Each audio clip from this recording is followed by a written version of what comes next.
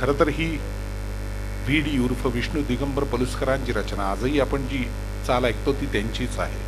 नंतरच्या काळामध्ये आकाशवाणीमध्ये आणि त्यावेळेला निजाम रेडिओ म्हणून एक रेडिओ होता मुंबईमध्ये, ज्याच्यावरती काही काळ पंडितजींनी नंतर नोकरीही केली होती, भीमसेनजींनी. त्या दोन्हीही ठिकाणी हे गीत कायम गायलं जावं यासाठी मास्तर कृष्णरावांनी फार मोठा लढा दिला होता. पण वयाच्या अवघ्या 9व्या वर्षी पंडित नेहरूंसमोर हे गाणं म्हणण्याचा मान भीमसेनजींना मिळाला. या सगळ्याच काळामध्ये असं नेहमी म्हणलं जातं की कुठला माणूस चांगला, तो जो ग्रहण करतो तो खरं तर चांगला. आणि भीमसेनजींच्या बाबतीत असं म्हणलं जातं की त्यांची मेमरी ही फोटोजेनिक मेमरी आहे. आणि याचं पहिलं उदाहरण आईलाच मिळालं होतं. भुसदांडांच्या त्या दुकानामध्ये तबकडे ऐकता ऐकता भागवतांचं त्या काळामध्ये तिथं अत्यंत प्रसिद्ध असलेलं आडीसिदळे शोधा नावाचं एक भजन होतं. ते भजन ते कायम त्या तबकडीवरती ऐकत असायचे. घरामध्ये काम करताना एकदा आई काहीतरी चुकीचं गायली आणि छोट्या भीमांडांनी पटकन थांबवलं. आई तसं नाहीये, भजन असं आहे. आई म्हणली तुला रे काय माहित, ऐकून तर बघ. असं म्हणून त्याने अख्खं भजन ऐकवलं. गुरुराजजींना पहिला धक्का तिथंच बसला की पोराच्या डोक्यात काहीतरी वेगळंच दिसतंय.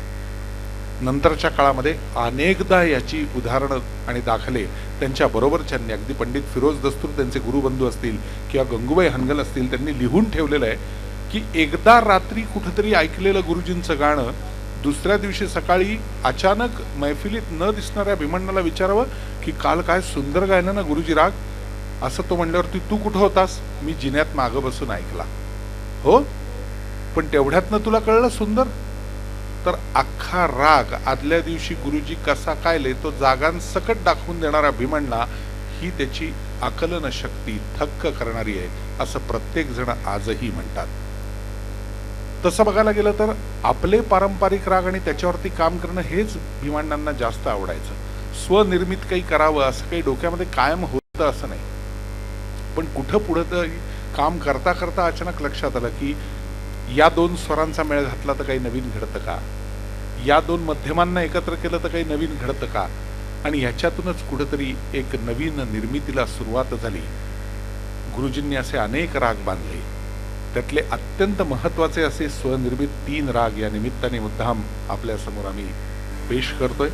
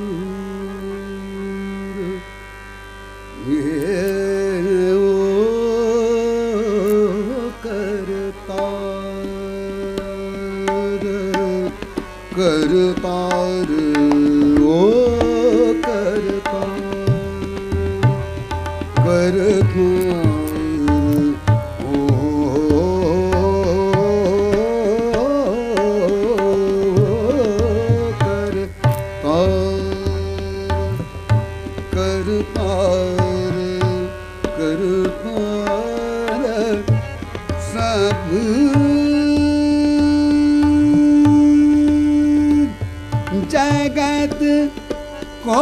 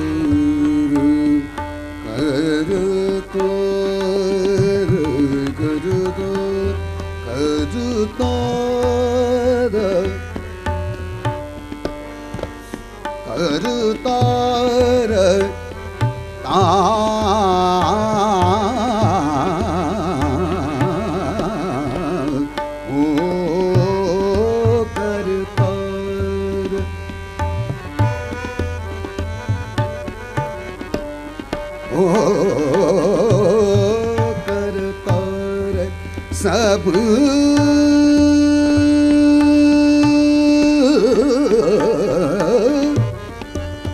सब जगत को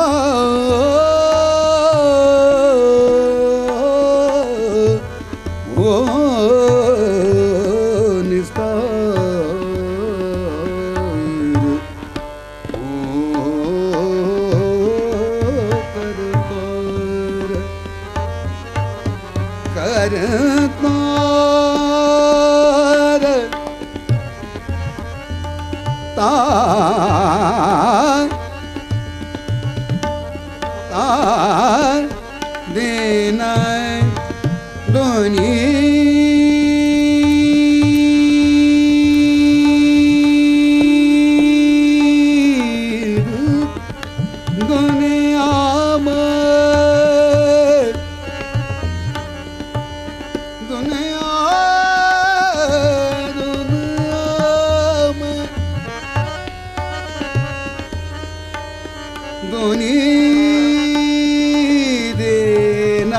दुनिया में तेरो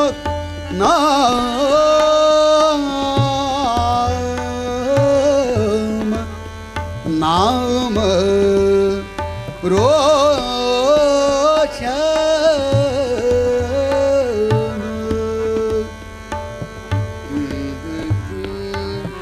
तू तो दिन दया दिन